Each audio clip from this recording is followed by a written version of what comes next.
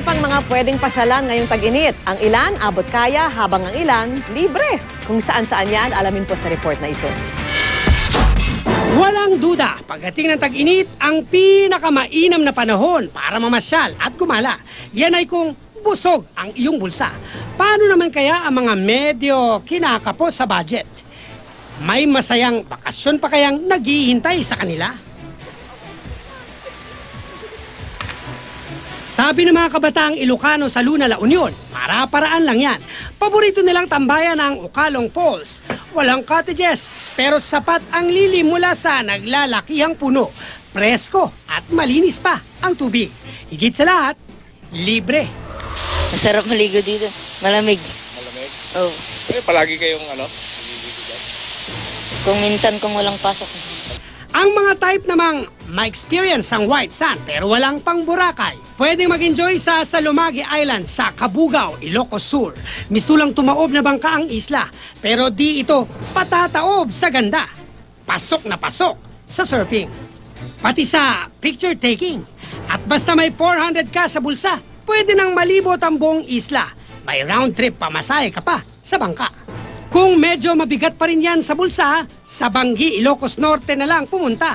Nakaka-relax na ang view ng windmills. Pwede pang makabonding ang mga Hawksbill Sea Turtle. Plano nga ng lokal na pamalaan na ideklara itong Pawikan Sanctuary. Wala ritong bayad ang pagtambay. Basta wag lang iuwi ang mga pawikan. Huwag niyong kukolektahin. Huwag niyong kukolektahin. So, para naman dumami, babantayan. Sa Ligao City, Albay naman, ito ang paborito ng mga turista. Sa gitna ba naman ng libo-libo at ekta-ektaryang sunflowers, tingnan natin kung di mo pa ma-feel ang summer. Magiging singganda ng mga bulaklak ang iyong ngiti dahil ang pamamasyal dito, walang entrance fee. Bored ka sa sightseeing? Tingnan natin ang tapang mo sa Extreme Outdoor Adventure dahil ang challenge sa isang mall sa Legazpi City, maglakad sa gilid mismo ng kanilang gusali. Kamusta ba experience na Edgewalk? Extreme adventure. Exciting! Yes. Babalik-balikan po ba? Yeah! Perfect po na yung summer. Perfect na perfect! Mag-zipline, patawid ng dagat. Ate, excited po ba kayo mag-zipline dito sa dagat? Sa mga dagat? Ano ang pakiramdam? Nervous! Pero excited! At mag-wall climbing. Lahat ng yan sa halagang hindi lalagpas sa 300 piso lang. World class ang ganda ng Pinas.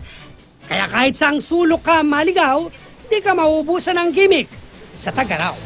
Cesar Apolinario, GMA News.